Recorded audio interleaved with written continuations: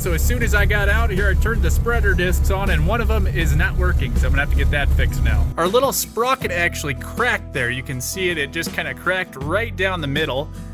That's how it's actually supposed to look with the chain on there, but yeah, ours is kind of loose, and I don't know when we could get a sprocket or how it would be tearing this thing apart. So I actually talked to my dad and brother. My dad suggested just drilling a hole straight through this thing and then just putting a bolt in it, and then we're actually gonna kind of tack this thing back together, hopefully just so the sprocket actually holds. Tried drilling a hole through the shaft, but it wouldn't even make a dent in that thing, so I did end up just pulling that whole sprocket off, and we're gonna have to try to find one somewhere. But yeah, you can see this one is just, yeah, cracked right in the middle there, and then the keyway is just absolutely fried as well. So a special thank you to my dad. He actually had to go to Great Falls today, so he was able to get us parts for that fertilizer spreader truck, so hopefully we can get this thing going again tonight.